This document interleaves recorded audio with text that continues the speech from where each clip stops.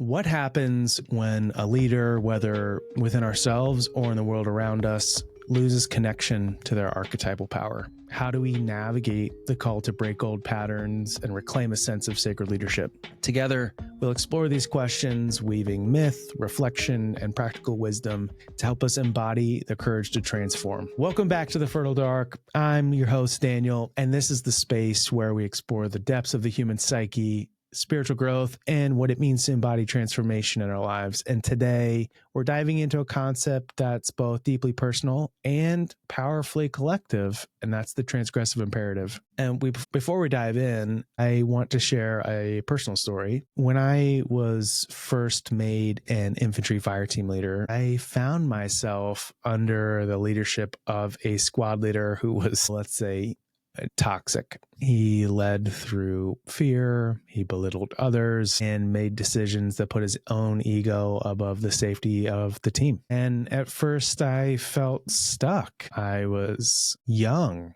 He's taking a shot on me. I was trying to find myself within the chaos that he created, and there just really wasn't space for that. And as I tried leading differently and even going to him and pushing a little bit, I realized that there was no space for anything different. And another team leader and I realized that eventually we just couldn't stay silent anymore. We went above his head to higher leadership and expressed that we'd lost confidence in our squad leader and that we feared his decisions would get us all killed. It was really a difficult choice to make, but ultimately it really was the right one. Our voices were heard. That squad leader was removed, and in his place, we were given someone who led with strength, clarity, care for the team. And that experience taught me about the power and the necessity of stepping into a transgressive role when leadership loses its way.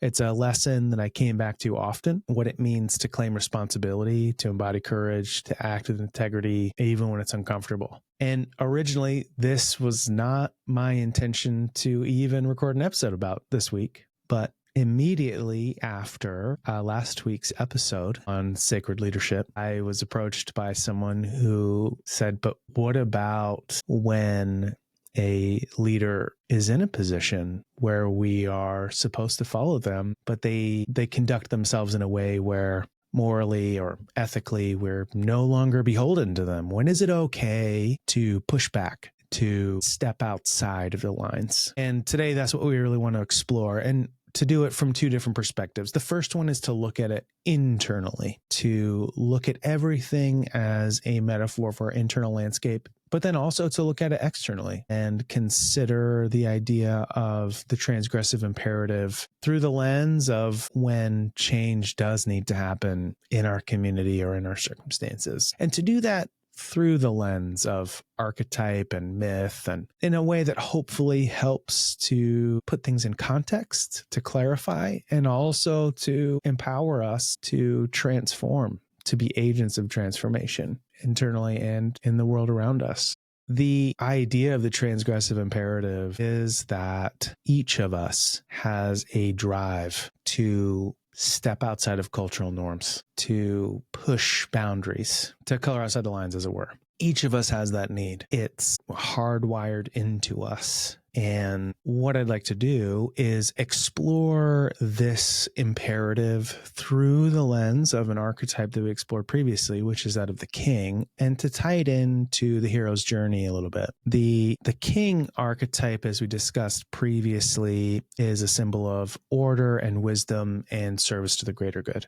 The king is supposed to do a lot of different things, one of which is to be a link between the sacred and the mundane, between a higher level of knowledge, purpose, power, and to enable us to access that in our everyday life. Unfortunately, sometimes the king archetype is expressed instead through its shadow, whether that is through the shadow of the tyrant or the weakling, where we might see tyranny or apathy or disconnection. There are two different stories that I think can illustrate this a little bit, as well as how we can reclaim the fullness of that archetypal capacity within ourselves. The first story I wanted to look at is The Lion King, which growing up, I watched so many times, both for myself and then later for my own children. It's a powerful story.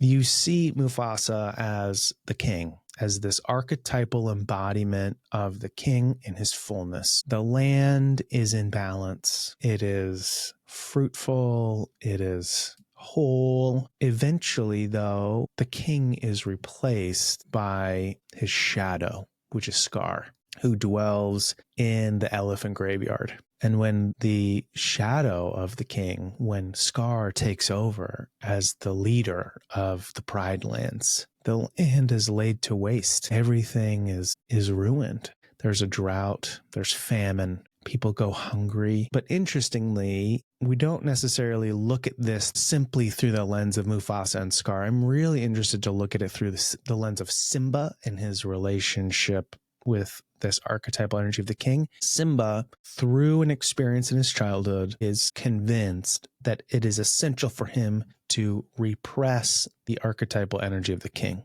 Scar tells him, your father's death is your fault. You need to run away. You need to never come back. And then Simba, as the rightful king, goes into hiding. And he lives this frivolous life with Timon and Pumbaa, where they lounge about all day. And Simba is in this position of the weakling king. He's unable to lay claim to the fullness of the king's power, and requires a guide, the shaman guide of Rafiki, who is the one that represents this transgressive imperative. Rafiki breaks the rules. He goes to Simba in his little oasis paradise and forces Simba to confront something within himself that was not welcome there. Timon and Pumbaa were completely content with him being one of the guys just lounging about, eating grubs and playing and looking at the stars. But Rafiki brought forward the imperative of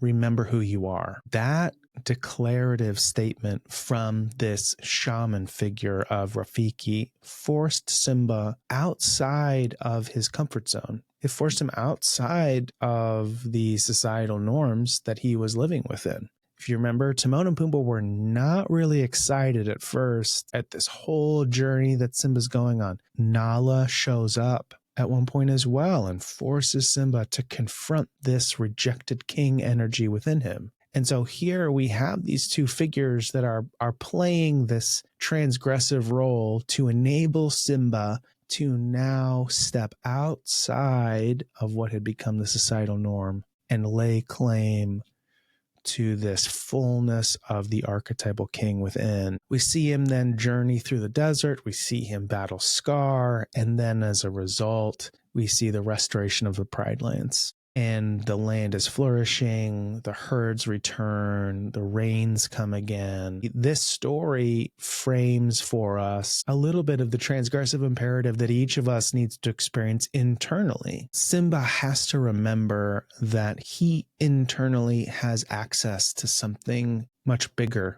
than what he is allowing himself to experience. And the result of him refusing it is that everything around him is withering. There is a lack of generativity, and he is required to break out of that zone. He has to leave what he sees as a paradise to go through the desert, return to the Pride Lands, confront the shadow of the tyrant, and reclaim the archetypal power within. And so what we might consider here is that Simba is trapped within this cycle of fear and avoidance. But by confronting what had been rejected, what had been lost, in this case, for Simba, he had to confront the death of his father. And as he confronted this fear and he resisted this inclination of avoidance, he was able to return from exile. And so we might just consider, what are the ways that we're in exile right now?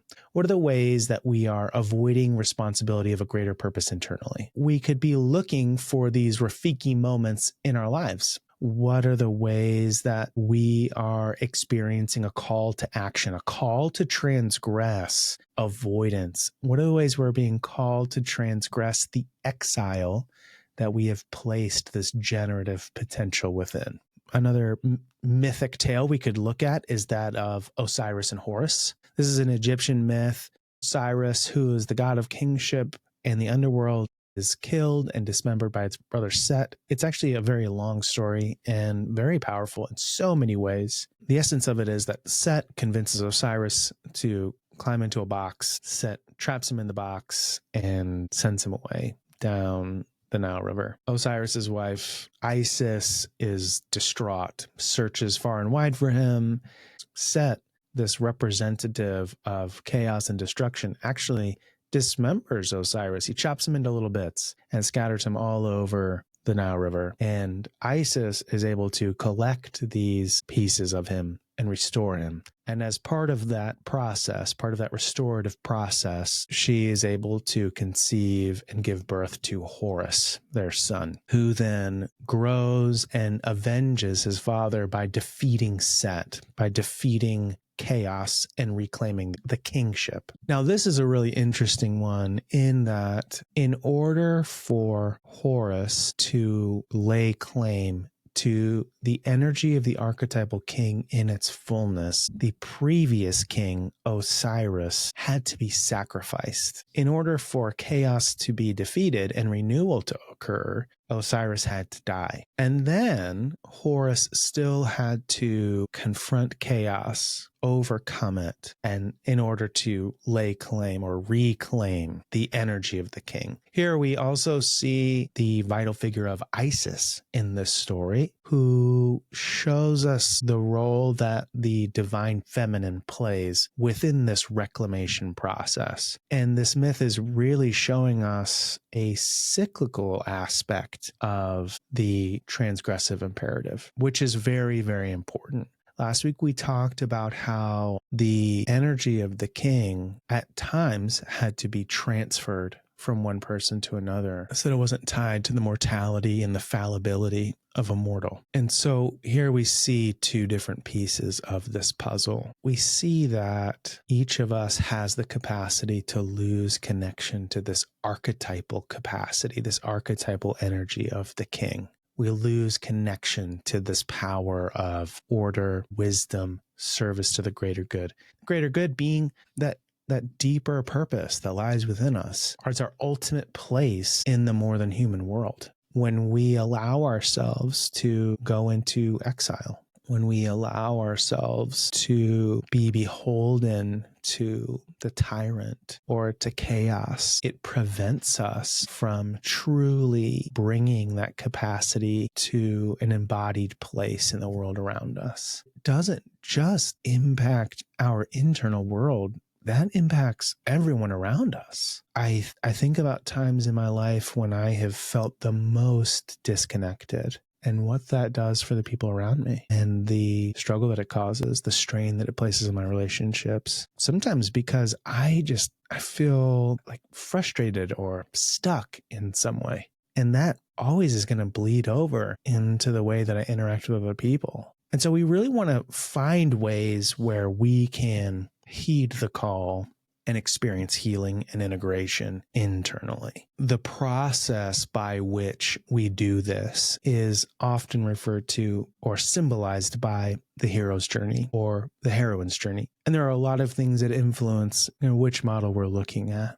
But what I want to do is, because we're talking about specifically the archetype of the king that lives within all of us, I want to look at the hero's journey. First part is going to be the call to adventure, which is the recognition of the need for transformation. When we take a look in the mirror, when we sit down and we acknowledge something's off, something is missing inside of me, that is the call to adventure, which then leads us to the descent into the underworld, where we need to face our shadow material, to face our grief. Simba's a great example of this. He had to come face to face with the death of his father, and he had been told that it was his fault, and he had to face that and be able to really acknowledge that, to grieve that, to feel that. And then that enabled him to move forward. In the case of Osiris, Isis enabled the grief to occur. Like her tears caused the Nile to flood. That grief is essential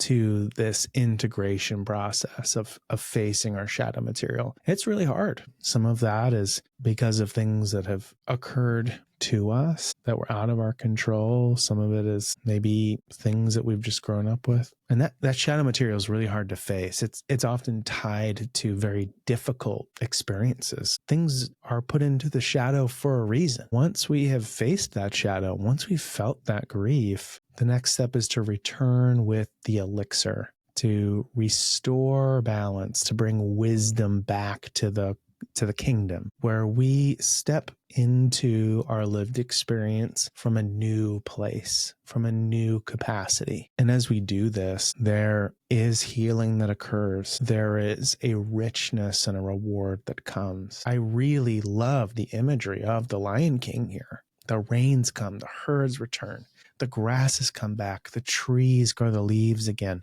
We go from this desolate landscape into this rich savanna full of life. And we may not even realize that there are some areas in our life that maybe are really more desolate than we like to acknowledge. Maybe there are gaps in the way we are experiencing things. So what we might just do is take some time and sit down and ask ourselves, what is the inner call to adventure that we are currently resisting or avoiding? That resistance, that avoidance, that wanting to take it easy, to just lounge about in our paradise oasis and ignore the desert and just relax. That resistance to the call, that's real. And that resistance can be a trailhead for us as we seek to confront the shadow and begin this integration process. And then we can ask ourselves, what are the shadow aspects of ourselves that need to be acknowledged and integrated to move forward? We can ask that question.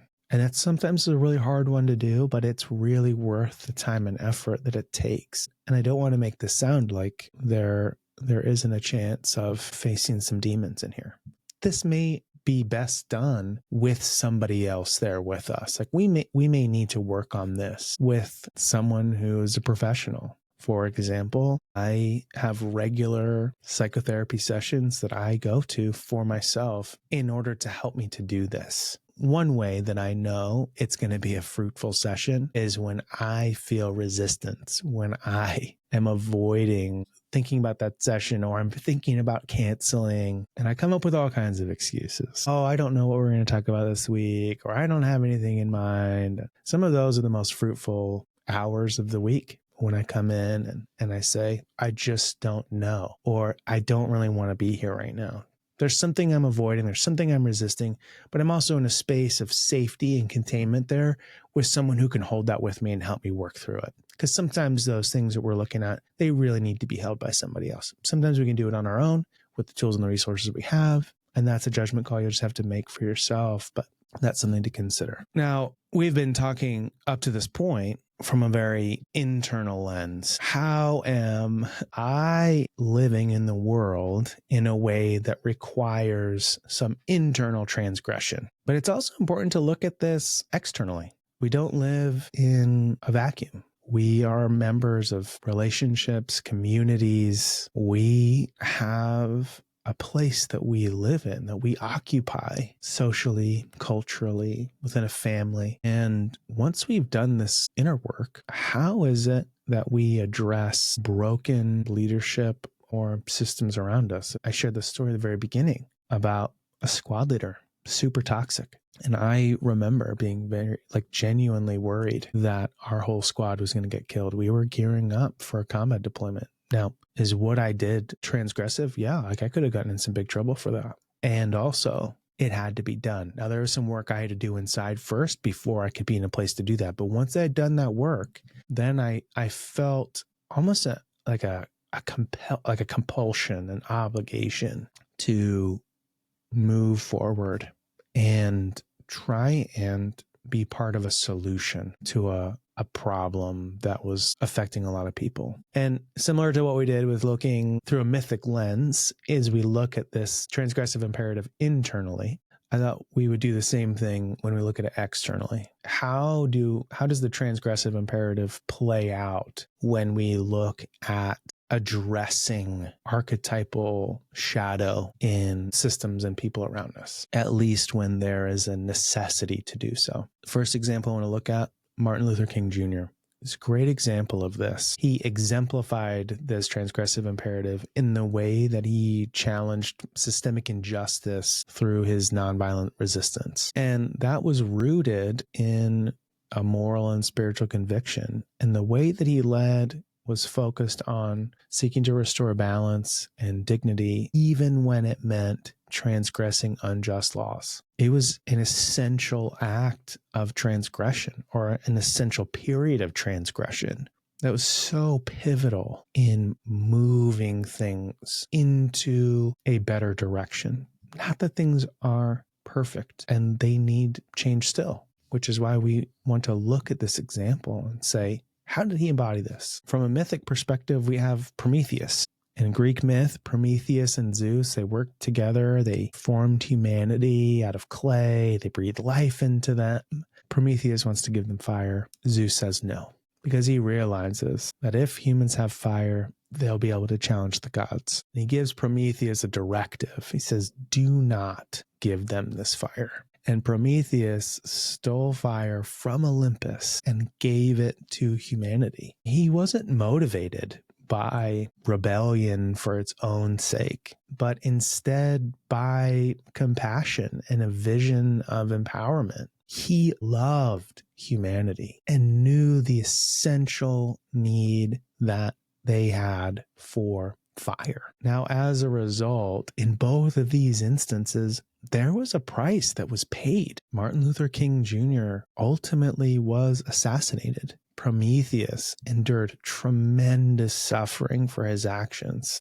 Still, for both of them, in spite of suffering, in spite of imprisonment, in spite of violence, both of them remained steadfast in their pursuit of justice that required them to step across the line, to transgress that social norm. And it's important to remember that both of them had first rooted themselves into a higher ideal that illuminated a path towards a collective liberation, even though it did come at great personal cost. We might start to ask ourselves, what systems or leaders around you are out of alignment with their archetypal purpose? And how can you embody this energy of the archetypal king and act as a light in the face of this misalignment? For me, the example that I shared, I broke the chain of command, which can be serious. I stepped out of line and I went to someone who had the authority that was required to bring our squad into a place of unity and alignment. And I didn't do it alone. There was someone else with me that shared that vision. We had done the work internally to be able to make that decision at a potential risk to ourselves. And when we went in and we had this conversation, that was part of it. There were some looks shared between the members of our higher leadership, and they were very direct with us as well, that this could be seen as problematic and that they would look into it. Ultimately, things worked out, which I'm grateful for. And our squad went on to be very successful. We worked very well together. We were able to accomplish a lot more good than we would have been able to otherwise. Now, there is a second archetype that supports this transgressive imperative. Up to this point, we've been looking primarily at one archetype, which is the king, and we were looking at when is it important that we transgress in order to reclaim the fullness of the king? When is it that we have to transgress the boundary of the weakling or the tyrant to be able to bring the fullness of the king back, to bring back generativity and order and overcome chaos and allow the transmission of this sacred energy back into the mundane world. Another archetype that supports this, that is actually a part of the king in its fullness, is that of the warrior. A lot of times we think about the warrior in a very militaristic way, and that can be part of it. However, the warrior can also be seen through the lens of advocacy and activism. One function of the warrior is in the archetypal journey that is made from innocent to the king. The innocent is made an orphan and becomes a wanderer. And that orphan and the wanderer, in order to help them be safe on their journey, have to be protected by someone. And that is the function of the warrior. Sometimes that means like a very physical protection. Often it means I am advocating from a place of alignment with this archetypal energy of the king. But I am willing and able now to exercise this transgressive imperative. The warrior is the one who does things that are not socially acceptable, which is why it's so easy to connect it to the more militaristic vision of the warrior. There are things that a warrior does in combat that are just not appropriate in a typical social setting. They have a capacity to transgress in a way that is necessary within strict bounds. Here, as we look at the transgressive imperative in an external setting, we need to be able to bring that energy to the forefront. We need to be able to say, how can I exercise a healthy activism, a healthy advocacy that is in alignment with the principles of the king? Some of that means that we need to be very educated about the issues that we're looking at. We need to act with intention and vision of restoration rather than destruction. And we need to build alliances and work collaboratively in a community to bring balance back. If we were to return back to our Lion King example, you have Rafiki as the shaman, and Nala comes in as the warrior here. She plows into Simba. She fights with him a bit. And she also leads him back and rallies the lionesses in their efforts to fight back against the tyrant of Scar. But Simba on his own would have been unsuccessful. He needed the support of the second archetypal force of the warrior to be able to navigate that reclamation. And so we might start to ask ourselves, where can you channel your own warrior energy to bring about meaningful change? And how can you ensure your actions are rooted in service rather than personal vengeance or ego? The second question is really important. It's really easy to get fired up about something that has pushed our buttons. It's easy to come in from a place of, I am going to make you hurt because you have made me or someone else hurt. It's easy to come in and say, you made me look bad, and I'm going to make you look bad. And by easy, I mean it's easier. It's really challenging to be able to stay in a place of balance, to stay rooted in this place of service and connection, and also be able to stand in a place of advocacy for change, necessary change. When we see that a metaphorical Scar is in a position of power and is laying waste to everything around us that we love and hold dear, and that is necessary to sustain our communities, to sustain our families. We need to be able to stand up from this place and say, no, I need to say something in a way that is balanced. So as we wrap things up, transgressive imperative, it begins within with the reclamation of archetypal power and then extends outward as a courageous act of service to the collective. It really has to begin within, and we really need to look at that and acknowledge the fact that all of us, in a variety of ways, are being called right now to journey inward and reclaim something that was lost, something that was rejected, something that was oppressed or suppressed at some point.